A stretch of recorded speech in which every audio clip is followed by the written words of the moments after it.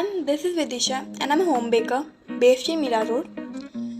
मुझे ये केक का ऑर्डर मेरे बिल्डिंग से आया था। मेरी ट्यूशन मैम ने दिया था मुझे ये ऑर्डर। ये हाफ़ के जी केक का ऑर्डर था चॉकलेट फ्लेवर का, जिसको मैंने प्रिपेयर किया था। एंड डिज़ाइन मेरे को खुद चूज़ करनी थी, आई वॉज फ्री। मैंने डिज़ाइन ऐसी बनाई थी एंड मैम को भी काफ़ी अच्छी लगी, तो आई वॉज हैप्पी। तो यहाँ पे मैं ये केक बना रही हूँ। स्पॉन्ज बेक किया मैंने प्रीमिक्स से। आप चाहें तो स्क्रैच से भी बना सकते हैं, बट स्क्रैच थोड़ा मेरे को टाइम कंज्यूमिंग लगता है, इसमें टाइम बहुत जाता है स्क्रैच से बनाने में, एंड थोड़ा कॉस्टली भी रहता है प्रीमिक्स से कंपेयर करें तो। एंड सेम रिजल्ट बार बार मिलना भी थोड़ा मुश्किल रहता है, बिकॉज मैं आप अपने आप से डालती हूँ मेजर करके, डिफ़र करता है हर बार। इसलिए मैं प्रीमिक्स प्रेफर करती हूँ। तो यहाँ पे मैंने 200 ग्राम प्रीमिक्स यूज़ किया था इस केक को बेक करने के लिए, एंड 6 इंच के टिन में बेक किया था कुकर में। नॉर्मली मैं कुकर में बेक करती हूँ बिकॉज अवन या OTG वगैरह कुछ है नहीं मेरे पास। कुकर में बहुत अच्छा बन जाता है, 25 to 30 मिनट्स मैक्स में बन जाता है मेरा केक। उसी मैंने बेक किया है। ये केक के लिए मैंने ट्रोपोलाइट की प्रीमियम वाली क्रीम यूज़ की थी। अराउंड 250 ml क्रीम यूज़ की थी मैंने, जिसको बीट किया था। एक टिप दूंगी, जब भी आप क्रीम को बीट करने वाले होते हो विस्क से या फिर हैंड ब्लेंडर जो भी आपके पास है, तो आप उसको एक दिन पहले या तो निकाल के रखो फ्रिज के अंदर, या तो अगर आपको सेम डे यूज़ करना है तो आप बाहर निकाल के रखो उसके मेल्ट होने तक। वो ठंडा होना चाहिए बट मेल्ट हो जाना चाहिए। तो अगर बर्फ़ रहेगा तो बाद में बीट होने के बाद वो मेल्ट होने लगेगा, फिर आपको प्रॉब्लम देगा आपका केक बनाने में।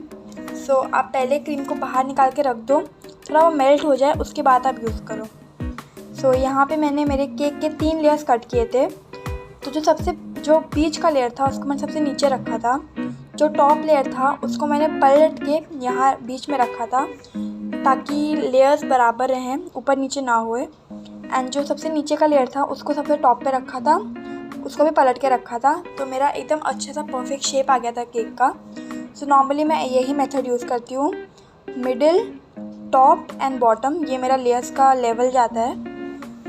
ये मैंने क्रीम में गनाश यूज़ किया, चॉकलेट गनाश। इसकी रेसिपी भी मैं जल्दी बताऊँगी। वैसे तो नॉर्मल है, ये 2:1 का रेशियो रहता है, 2 parts chocolate and 1 part cream रहता है, लिक्विड क्रीम। आप चाहे तो विपिंग क्रीम या फिर फ्रेश क्रीम जो भी आपके पास हो आप वो यूज़ कर सकते हो। यहाँ पे मैंने फ्रेश क्रीम यूज़ किया था बिकॉज अवेलेबल था, नहीं रहता है मेरे पास। या तो मैं लेके आती हूँ, अगर टाइम नहीं रहता तो मैं नॉर्मल विपिंग क्रीम का यूज़ कर लेती हूँ, उससे भी बन जाता है अच्छे से। उसको मैंने क्रीम में ऐड करके लगाया था। एंड उसके बाद यहाँ पे मैं क्रम कोट कर रही हूँ मेरे केक को। इसको क्रम कोट करने के बाद इसको फ्रिज में रखना है एटलीस्ट 30 मिनट्स के लिए। फ्रिज में रखना बहुत इंपॉर्टेंट होता है, सेट होना चाहिए केक, वरना फिर आपको प्रॉब्लम देगा एंड फिर आप बना नहीं पाओगे केक को अच्छे से। अगर आप चाहो तो फिर आप अपने क्रीम के बाद चोको चिप्स डाल सकते हो। मेरे पास था नहीं तो मैं डाली नहीं, वरना मैं डालती हूँ चोको चिप्स। जो क्रंच आता है वो बहुत अच्छा लगता है, इसलिए मैं डालती हूँ। इसको मैं प्लेट में ट्रांसफ़र करके फ्रिज में रख दी ताकि सेट हो जाए। सेट हुआ करीबन 30 to 45 मिनट्स के बाद मैंने इसको बाहर निकाला एंड देन इस पर मैंने फाइनल आइसिंग शुरू की। आप पाइपिंग बैग से अप्लाई करोगे तो बेटर रहेगा अगर बिगनर हो तो, या अगर आपको प्रैक्टिस है अच्छी खासी आप लोग नॉर्मली स्पैचुला यूज़ करके अप्लाई कर सकते हो। मैं कभी कभी पैलेट नाइफ़ यूज़ करती हूँ, या फिर कभी कभी मैं पाइपिंग बैग यूज़ करती हूँ, जो भी मुझे प्रेफरेंस रहती है उस केक में। एज़ ये केक मुझे मेरे प्रेफरेंस के हिसाब से बनाना था, मैंने यहाँ पे ऊपर गनाश वाला क्रीम जो मैंने अंदर यूज़ किया है वही बाहर यूज़ किया है। नॉर्मली जब लोग मुझे डिज़ाइन भेजते हैं तो अंदर कोई और फ्लेवर रहता है, बाहर कोई और कलर का क्रीम रहता है। वैसे मैं यूज़ करती हूँ, बट यहाँ पे मुझे इजी पड़ गया, मैंने बाहर भी चॉकलेट यूज़ किया अंदर भी। फुल चॉकलेटी केक था। मैं गनाश थोड़ा ज़्यादा यूज़ करती चॉकलेट केक में, बट मेरे को माइल्ड बनाना था, ज़्यादा डार्क नहीं करना था इसे, इसलिए मैंने कम यूज़ किया गनाश, वरना फिर आप यूज़ करोगे ज़्यादा तो और टेस्टी फ्लेवर आता है केक का।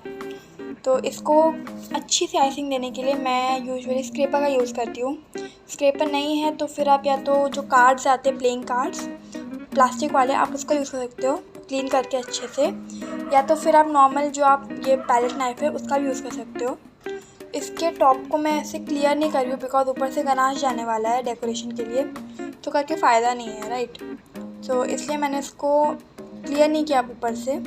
यहाँ पे मैंने गनाश का यूज़ किया है, डार्क चॉकलेट गनाश का, जिसको मैंने मेल्ट किया है डबल बॉयलर के मेथड से। अगर आप पहले से करके रखोगे तो वो थोड़ा थिक हो जाता है, तो उसको लिक्विडी करने के लिए अगर आपके पास ओवन या OTG वगैरह है तो आप उसको मेल्ट कर सकते हो उसमें। नहीं है तो डबल बॉयलर के मेथड से आप इसको मेल्ट कर सकते हो। एंड ये फ्लोई कंसिस्टेंसी का होना चाहिए, क्योंकि नीचे ड्रिप्स आनी चाहिए, तो वो बहुत प्रिटी लगते हैं ड्रिप्स देखने में। तो इसलिए मैंने इसको पाइपिंग बैग में डाल के थोड़ा स्पेस छोड़ के मैंने इसमें ड्रिप्स डाले। आप चाहो तो गनाश को आप बना के ज़्यादा क्वांटिटी में स्टोर करके रख सकते हो 1 मंथ तक फ्रिज के अंदर, तो वो सही रहता है। तो आपको जब भी यूज़ लगे आप निकाल के इसको मेल्ट कर लो आपकी कंसिस्टेंसी के अकॉर्डिंग, एंड फिर वो आपके यूज़ में आ जाता है। बट आप वो तब करना जब आपके ऑर्डर से कंसिस्टेंट हो, लाइक महीने में अच्छे खासे ऑर्डर 20 से 25 ऑर्डर आपको आते हो तो आप करना, वरना फिर अगर वेस्ट हो गया तो वो प्रॉब्लमेटिक हो जाता है। तो मैं तो ऑन ऑर्डर ही बनाती हूँ, फ्रेश बनाती हूँ मैं इसे। सो कभी कभी कम पड़ जाता है तो मुझे फिर से पूरा वो स्टेप रिपीट करना पड़ता है, which is fine, okay, no problem. तो इसके ऊपर मैंने गनाश को अप्लाई करके पैलेट नाइफ की मदद से स्लाइटली उसको पूरे केक में लगाया है टॉप लेयर पे, वरना फिर अगर ज़्यादा प्रेशर में अप्लाई करती तो फिर ये नीचे ज़्यादा ड्रिप्स हमारी ख़राब हो जाती। तो ड्रिप्स के भी 2 मेथड होते हैं, या तो आप मेरी तरह ड्रिप करो या तो आप ऊपर सारे गनाश डाल के पैलेट नाइफ की मदद से घुमा दो, तो वो अनइवन ड्रिप्स आएंगी, वो भी बहुत प्रिटी लगती है देखने में। तो आप ऐसे भी कर सकते हो, ऐसे भी कर सकते हो। इसके बाद मैंने ऊपर एक स्वर्ल क्रिएट किया, बहुत प्रिटी लगता है ये सब स्वर्ल मेरे को, तो इसलिए मैंने ऊपर एक स्वर्ल क्रिएट किया which was again looking very pretty. इसके बाद मैंने इसको थोड़े के लिए फ्रिज में रख दिया ताकि ये सेट हो जाए, एंड देन इसको निकाल के मैंने इसके ऊपर आइसिंग डेकोरेशन स्टार्ट किया। इसके ऊपर का डिज़ाइन मैंने 6B नोजल के हेल्प से बनाया था, रैंडमली मैंने कहीं भी डाल दिया था बिकॉज हैप्पी बर्थडे का टैग जाना नहीं था। सो मेरे को जो डिज़ाइन समझ में आई मैंने वैसे बना दी, एंड दिख भी बहुत प्रिटी सा रहा था। मेरी मैम से मैंने उन्होंने एक्चुअली खुद बताया था कि बहुत टेस्टी था खाने में केक, एंड दिखने में भी बहुत सुंदर लग रहा था। So I was over the moon, तो बहुत टेस्टी था ये केक। एंड इसको मैं डेकोरेशन के लिए मैंने इस पर ओरियो लगाए थे एंड चॉकलेट के मैंने चॉकलेट बनाए थे, बोले अगर देखा जाए तो आपको अगर साइड में वहाँ पे मोल्ड दिख रहा होगा तो उसी में मैंने चॉकलेट बनाए थे मेल्ट करके। सो ये ऐसे थे दिखने में, तो मैंने इनको अप्लाई किया था मेरे केक के ऊपर, ऐसे रैंडमली प्लेस किया था मैंने, जो कि अगेन बहुत सुंदर लग रहा था केक, ऐसे बड़ा प्रिटी सा लग रहा था cake. I loved it and she even did. So इसके बाद मैंने इस पर थोड़े से गोल्डन फ्लेक्स आते हैं वो मैंने अप्लाई किया था ड्रिप्स पे थोड़े, एंड थोड़े केक के ऊपर। सो आप वो भी अप्लाई कर सकते हो। और क्रीम को बीट करते टाइम, एक्चुअली क्रीम को बीट करते टाइम नहीं, आप जो बीटर ख़रीदोगे सो आप 300 वोल्ट के ऊपर का यूज़ करना। मेरा 280 वोल्ट का थोड़ा बहुत प्रॉब्लम आता है बट मैनेज हो जाता है, पर अगर आप ख़रीद ही रहे हो तो जैसा 300 के ऊपर का वोल्ट का आप परचेज़ करना। ओके, सो मेरा केक यहाँ पे रेडी हो गया था, पूरा प्रिपेयर्ड था एंड बहुत प्रेटी सा लग रहा था। सो इसके बाद मैंने थोड़ी देर फ्रिज में रखा एंड देन शाम को जाके मैंने मैम को दे दिया था केक, एंड उनको भी अच्छा लगा ये केक खाने में। सो केक यहाँ पे मेरा रेडी था। सो आप मुझे कमेंट्स में बताना कि आपको केक कैसा लगा देखने में, खाने में। तो अगर आपको ऑर्डर करना है तो आप मेरे को मेरे इंस्टाग्राम पे फॉलो करो, एंड कुछ भी क्वेरी हो तो आप मुझे वहाँ पे बता सकते हो। Okay, till then bye, see you, Tata.